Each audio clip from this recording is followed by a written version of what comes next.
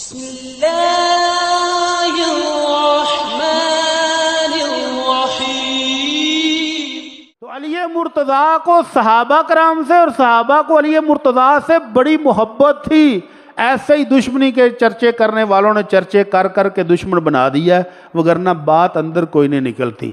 سب سے زیادہ بڑی دشمنی ابو بکر صدیق اور عمر فاروق کے ساتھ لوگ ظاہر کرتے ہیں، جبکہ عمر فاروق نے اپنے حکومت میں ایک مرتبہ نہیں، دو مرتبہ نہیں، 3 مرتبہ سن 14 ہجری میں، سن 15 ہجری میں اور سن 17 ہجری میں 3 بار علی کو اپنا قائم مقام بنا کر مدینہ منورہ میں چھوڑا اور خود عمر فاروق جہاد پر چلے گئے۔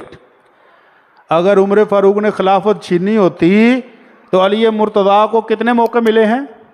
3 موقع خود دیے ہیں عمر فاروق نے کہ علی تم میرے نائب کے طور پر مدینہ منورہ میں رہو، ہم جاتے ہیں جہاد پر، رضی اللہ عنہم اجمعین۔ اسی وجہ سے علی مرتضیٰ کو اپنے ان دونوں بھائیوں سے بے تحاشا پیار بھی تھا، محبت بھی تھی، اور وہ دعا کرتے تھے اپنے دور حکومت میں۔ جب ان کو حکومت ملی تو دعا کرتے تھے اللہم اصلحنا بما اصلحت به الخلفاء الراشدین، اے اللہ جس طرح خلفاء راشدین کے دور میں حالات درست تھے، پرامن تھے، خوشحالی تھی، اللہ ہمارے حالات بھی درست فرما دے۔ تو کسی نے پوچھا جی خلفاء راشدین سے آپ کی کیا مراد ہے؟ تو فرمایا ہما عما کا و حبیبا، یا ان سے مراد وہ میرے 2 حبیب، میرے جگری یار ابو بکر اور عمر فاروق ہیں، اور تیرے وہ چچا ہیں ابو بکر اور عمر رضی اللہ تعالی عنہما۔ نزال بن صبرہ ایک راوی ہیں، وہ کہتے ہیں کہ ایک دن ہم نے دیکھا کہ علی مرتضیٰ کا موڈ بڑا فریش ہے۔ علی مرتضیٰ رضی اللہ تعالیٰ عنہ کی 5 سالہ حکومت میں حالات کم ہی ٹھنڈے پڑے ہیں، گرم ہی رہے ہیں۔ تو وہ کہتے ہیں ایک دن بڑا موڈ فریش تھا تو ہم نے پوچھا حدثنا عن اصحابک خاصہ، اے علی اپنے خاص دوستوں کے نام تو بتاؤ، خاص دوستوں کا تعارف کرا جو کہ آپ کے دوست جگری یار کون ہیں؟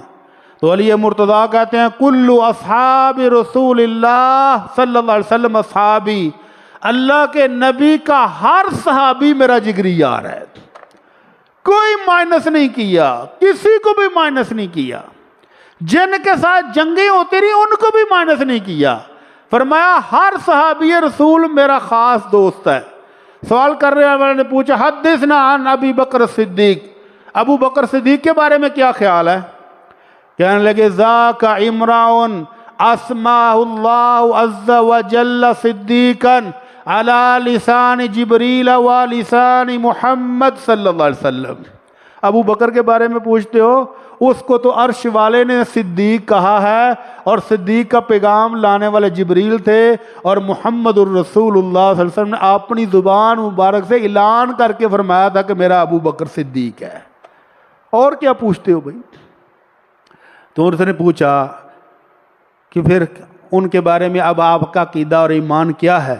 تو کہنے لگے ہمارا عقیدہ یہ ہے کان خلیفۃ رسول اللہ صلی اللہ علیہ وسلم لصلاتنا، اللہ کے رسول نے اپنی زندگی میں ابو بکر صدیق کو اپنے مسلح پر کھڑا کیا، اور ابو بکر صدیق نے آمنہ کے لال کی زندگی میں ہمیں نمازیں پڑھائیں۔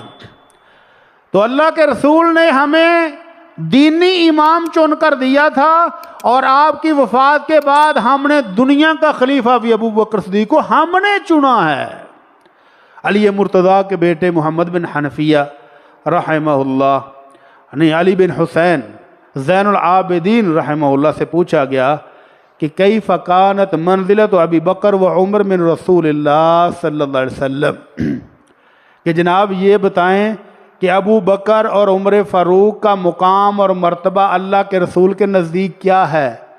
تو انہوں نے زبان سے کچھ نہیں کہا، قبروں کی طرف اشارہ کیا، وہ دیکھو جو منزل، جو مقام اور مرتبہ آج ہے، اللہ کے نبی کی زندگی میں بھی ایسا ہی تھا، اور کل قیامت کو بھی ایسا ہی ہوگا۔